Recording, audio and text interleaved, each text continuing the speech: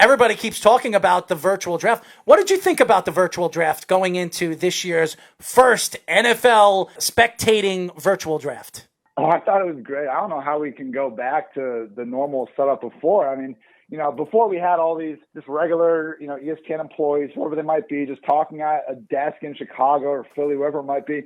Now we get to see what the inside of their homes look like. We get random dog appearances. The whole thing with the prospects as well. I mean, all those kids must have had to clean that room like 20 hours to make sure mom was happy with everything. So I love just all the unintentional comedy going on, because I did attend the first ever draft in Chicago that got moved from New York. And, it was a fun atmosphere, fun being there. But, you really realize how long it is between picks when you're just sitting there grinding out pick after pick. So it was a nice relief to, I think, the usual draft atmosphere for sure. Do you think the virtual draft contributed to the fact why there weren't a lot of huge trades, no trades in the top 10 at all, and not a lot of huge trades involving like multiple first-round picks, stuff like that? You think the virtual draft was the biggest reason for that, or do you think there's something else? It could have been for sure. Also might have just been a little bit chance. I feel like usually we see those real big trades happen when it's a quarterback. And, since he was happy to stay at one and get Burrow, and I think there was enough kind of question marks surrounding Tua and his medical to not really force one there. So maybe it was the whole virtual part of the process that limited the trades, not necessarily the draft, because I think teams, if you are going to spend that much capital or these, really good players back and forth across teams, not being able to have physicals and having kind of those normal resources that we're used to definitely could have played a part in that. I watched the top 10, and there were a lot of surprises in my book, in my top 10. I was very surprised that CeeDee Lamb did not fall in the top 10, or Judy. Were you surprised that they weren't in the top 10? Yeah, a little bit. It's always I try to kind of reserve my opinion on these prospects before they do land on a team, just because at the end of the day, if we're trying to predict their NFL success, what these talent evaluators and what the coaches think at the end of the day matters much more than what we think. But yeah, CeeDee Lamb especially just seemed like a guy that, real smart, just the Dane Bruglers, the awesome, the draft wizards of the world were really high on this guy. And to see him fall all the way to 17 was just wild. I mean, I guess it wasn't too surprising to see the Raiders, take the fastest wide receiver in the draft as a nice little homage to Al Davis, as they've done for all these years. But yeah, I mean, great landing spot for both Judy and CeeDee Lamb. You had to wonder, could they go to the Jets or the Browns or one of these teams that, would be better off addressing the offensive line, as they did. But yeah, I was surprised to see those flashy playmakers make it out of the top 10 picks, because, usually you see a team get overzealous and just pull the trigger. In terms of teams that didn't have a lot of picks or picks in the first round, do you think there's any team that did particularly well in this year's draft with limited resources, just in terms of the quality that they got? Yeah, I think it's important to remember some of these first-round picks that were traded, before it happened. So, for example, Pittsburgh didn't have a first-round pick because they have Minkah Fitzpatrick out there on their defense balling out for the last 3 quarters of the season. The Colts were able to, get Buckner from the 49ers and really solidify that defensive line. So teams that maybe didn't have enough draft, so you look at those teams like the Colts and some of these other maybe contenders that, have real complete parts of their team, but they're maybe 1 or 2 really good players away. It was interesting to see them get more aggressive, trade that pick for a proven player versus trying to contend with these rookies. Because again, these rookies are obviously good. They're going to make a difference. But I think as an entire, community of NFL fans and media combined, when we spend the entire February, March, and April months on these players, we tend to lose track of all the veterans that are slowly, going from second to third year, third to fourth, et cetera, that have already been in the system and should be better. So, obviously Cowboys had an amazing draft class, Packers bad draft class, but how good or bad can we truly say anything is until like another 3 or 4 years down the road? So I'm excited like anyone else, but again, just check these expectations just a little bit for these new guys. Ian, what was your thoughts of the Giants drafting Thomas at 4 and then the Jets drafting Becton at 11? A lot of people thought Becton was a better player than Thomas, but Thomas was the best NFL-ready offensive tackle in the draft.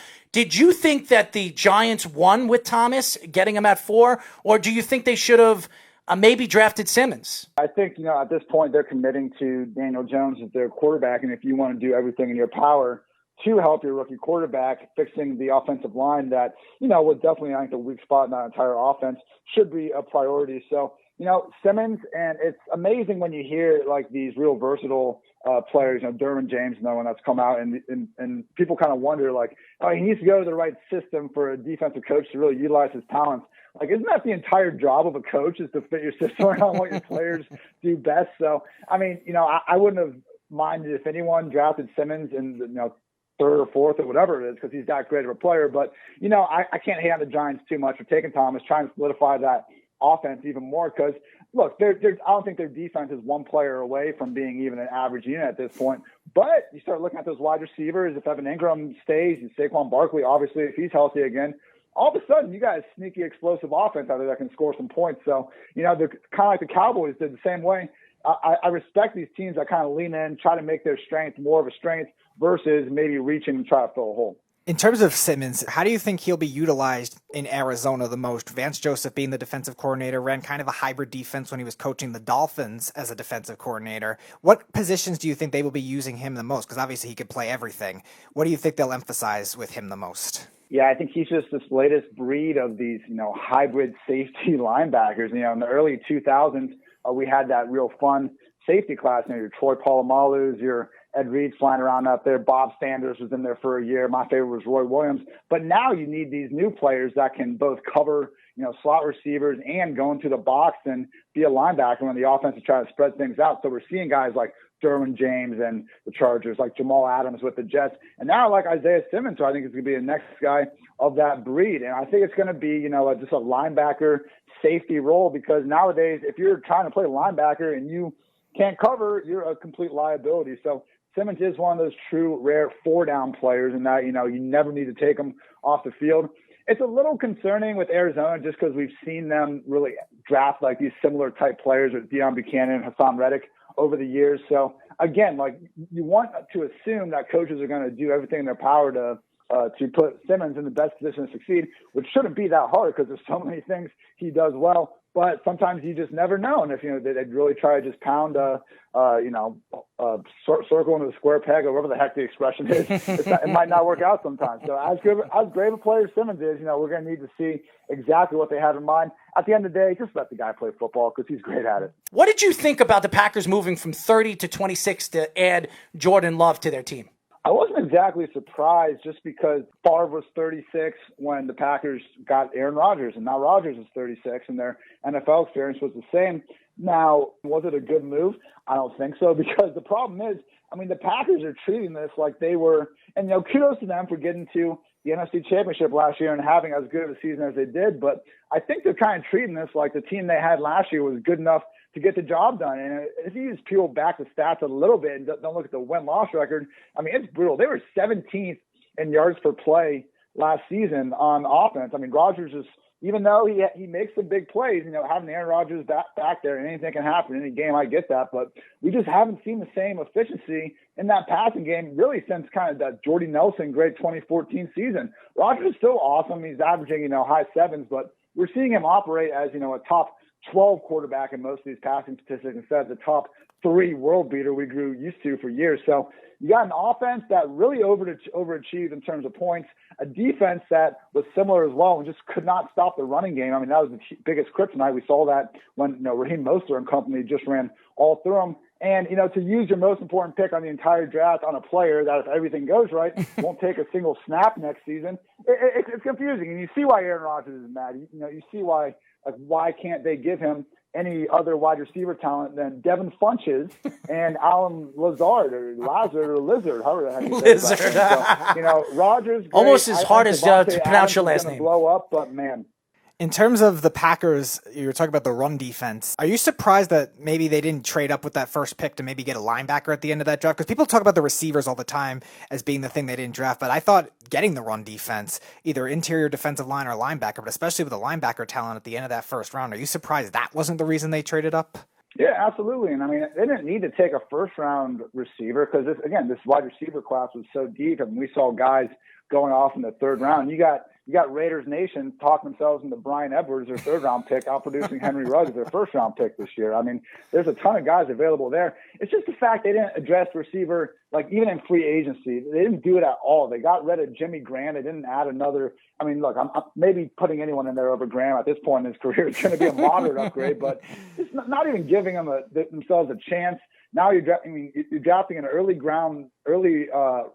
down grinder in A.J. Dillon in round 2. Like, why? Like, running back is one of the few spots in your team that doesn't look bad with Aaron Jones and, Jamal Williams doing his thing as well. So, yeah, I mean, linebacker was a huge need. I'm shocked they didn't address it. Maybe they feel because, Zadarius and Preston on the outside can hold things down. I mean, they're great. They can get pressure. They can create havoc. And, it's better in today's NFL to be good at pass defense and run defense. But, again, do anything with that first-round pick other than spend it on a guy that's not going to play this year.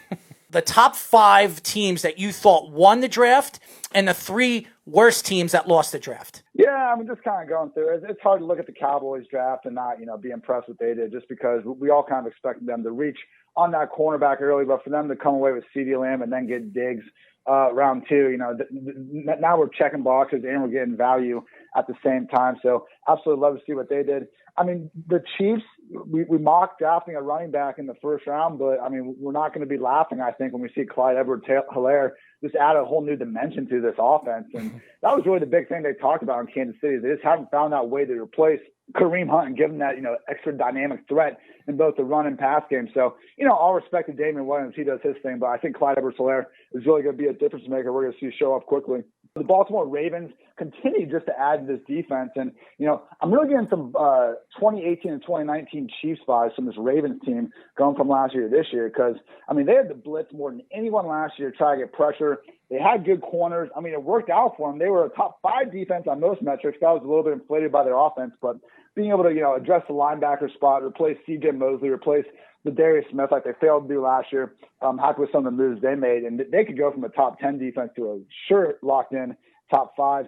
In terms of some of the bad drafts, like we said, Green Bay. Also, look, Bill Belichick knows more in his, little fingernails than I know my entire body about football. But how much longer can we just let these drafts go and say, well, he got Brady in the 6th round in 2000, so he knows, everything there is to know about drafting. We're looking at the Patriots, and I don't think Brady is washed by any stretch of the imagination. But if that's what we're believing, which I think is true, it's that offense then last year couldn't run the ball. They didn't have anyone that could separate. The offensive line was good, not great, and now we're almost assuredly having a drop-off in QB play with Stidham under center, if that's really the route we're going to go. So I refuse to believe the idea that Bill Belichick is tanking. The guy's too competitive. It's not happening. And, again, if you really think he's going to tank for Trevor Lawrence, then you really expect the Patriots to go 1-15 or 2-14 next year. No. More power to you, but that's not what Vegas thinks, and that's not what I think most people around the league are believing. But with that said, okay, if you're in win now mode, I don't think they did all that much to win now with just a pair of tight ends before round 4. So Patriots, Packers, not so good drafts, and I like the Cowboys, Chiefs, and Ravens at the top. Are there any picks or players in the first round that maybe popular consensus liked in terms of them being a great pick that you thought was a bad pick or a reach or maybe a bad fit for that particular team?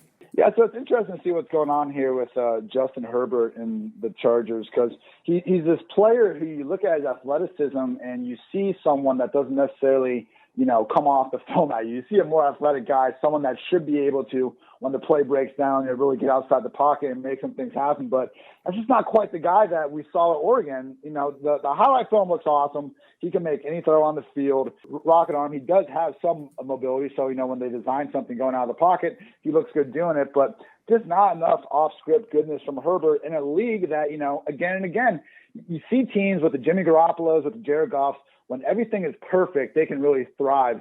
But when it's not perfect, it can get ugly pretty quickly. And I think that's, what the Chargers could be looking at here with Herbert, because now, once again, poor Tyrod Taylor, but the guy needs to go into week one of the season knowing that, okay, you're the starter probably, but, any small cold stretch and you're getting benched for our top 10 rookie. Having that whole situation on the table for a Chargers team that year after year we look at their roster and they are an incredibly talented team from top to bottom, most of these spots. They just continuously find the weirdest ways to lose these games. So I'm, definitely under the impression that Herbert was the third at best quarterback in this class. Really? And it's just one of those positions where, like, go up and get your guy if you want someone. I don't know why you're kind of just waiting for the guy to fall into your lap. Maybe Herbert will ball out, and I'll look like an idiot for saying this, but it just seemed like they kind of let him fall to him. They just haven't had a coherent plan all offseason for how they're going to enter 2020 when, again, I think if they had a better plan, they could actually not compete with the Chiefs or the division, but, maybe sneak into a wild card. Weirder things have happened.